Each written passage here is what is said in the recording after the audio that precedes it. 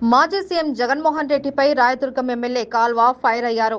మాజీ సీఎం జగన్మోహన్ రెడ్డికి పిచ్చి ముదిరి పరాకాష్ఠకు చేరిందని రాయదుర్గం ఎమ్మెల్యే కాల్వ శ్రీనివాసులు ఎద్దేవా చేశారు.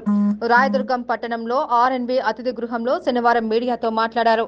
రషీద్ హత్యను మాజీ సీఎం జగన్ రాజకీయాలకు ఉపయోగించుకునేలా కుట్రలు పన్నుతున్నారన్నారు. రషీద్ హత్య తమ ప్రభుత్వానికి ఎటువంటి ప్రమేయం లేదన్నారు. పరిపాలనకు అర్హత లేని వ్యక్తి జగన్ అని అన్నారు. ప్రజాప్రభుత్వం ఏర్పాటై ప్రజారంజకమైన పరిపాలన ప్రారంభమై నెలన్నర గడవక ముందే వైసీపీ అధ్యక్షుడు జగన్మోహన్ రెడ్డి నానా యాగి చేస్తుండడం చూస్తుంటే పాకాన పడినది అని అనిపిస్తూ ఉంది. జనం ఇచ్చిన కోలుకోలేని తేరుకోలేని జగన్మోహన్ రెడ్డి ప్రభుత్వం పైన అభాండాలు వేస్తూ ఉన్నాడు. శాంతి భద్రతల సమస్య ఉందని ఒక అసత్య ప్రచారాన్ని జనంలోకి బలంగా తీసుకెళ్లే కుట్రలకు తెరదీశాడు. నేను ఒకటే అడుగుతా ఉన్నా, జగన్మోహన్ రెడ్డి పరిపాలనలో వందల మంది టీడీపీ నాయకులను, ప్రజలను, మేధావులను, ముఖ్యంగా దళితులను, మైనార్టీలను, బీసీలను వైసీపీ గుండాలు ఊచపోత కోశారు. ఏ ఒక్కరోజైనా శాంతి భద్రతల గురించి ముఖ్యమంత్రి హోదాలో జగన్మోహన్ రెడ్డి మాట్లాడా అని నేను అడుగుతా ఉన్నా. దళిత మేధావి డాక్టర్ సుధాకర్ని జగన్ ప్రభుత్వం బలి తీసుకుంది అన్నాడు. మరి ఎందుకు స్పందించలేదు?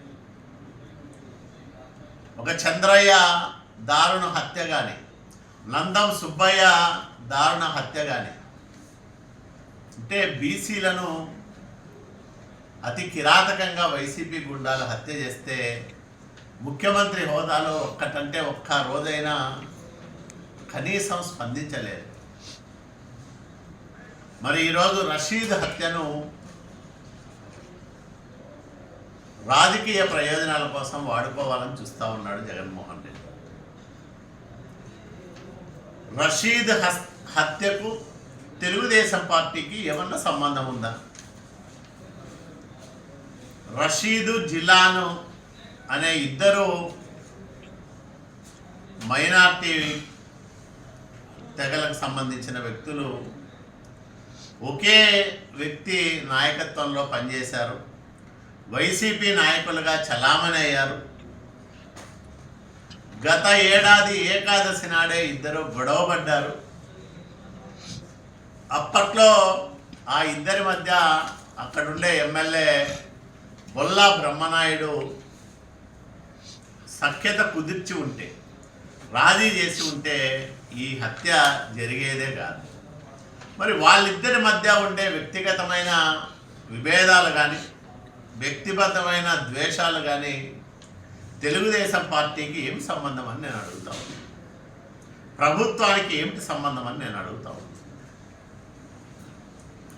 వ్యక్తిగతమైన కారణాలతో జరిగిన హత్యలకు రాజకీయ రంగు పులమడం అనేది రాజకీయ దిగజారుడితనానికి పరాకాష్ఠగా మనం చూడాలి.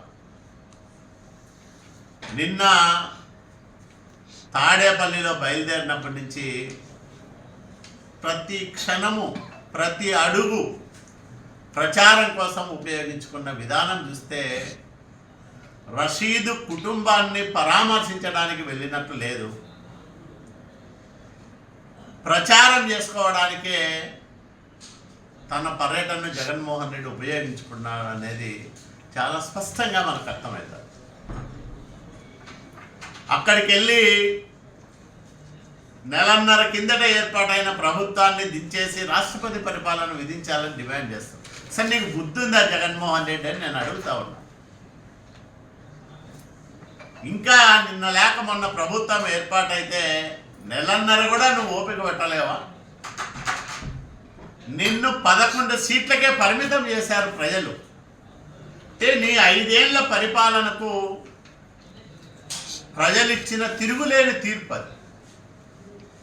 నువ్వు పరిపాలనకు చేతగాని ఒక అసమర్థుడివి, ఒక దుర్మార్గుడివి, ఒక నియంతవి.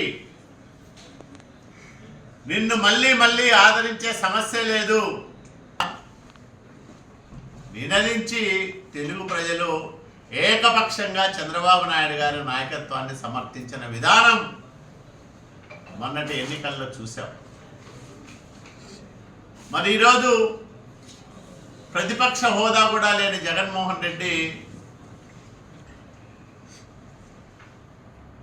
అంది వచ్చిన అవకాశాన్ని అసెంబ్లీలో ఉపయోగించుకోకుండా, ప్రజా సమస్యల గురించి మాట్లాడుకోకుండా, వ్యవసాయ సీజన్ ప్రారంభమైంది, రైతుల సమస్యలు మాట్లాడచ్చు, ఇవన్నీ ఏమీ మాట్లాడుకోకుండా 24వ తేదీ ఢిల్లీకి పోతాడంట.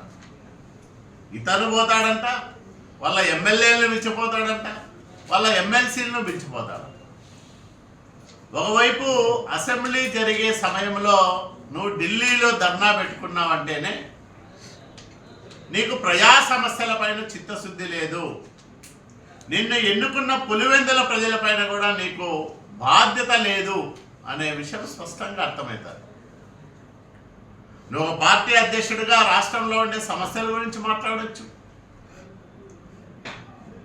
అట్లాగే పులివెందుల ఎమ్మెల్యేగా పులివెందుల నియోజకవర్గంలో ఏమైనా సమస్యలు ఉంటే మాట్లాడవచ్చు.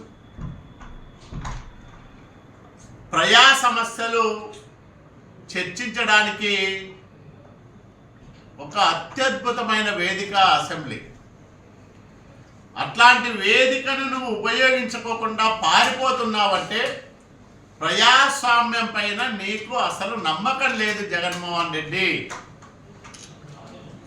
ప్రజాస్వామ్య విలువల పైన నీకు ఏమాత్రమో ఆసక్తి లేదు.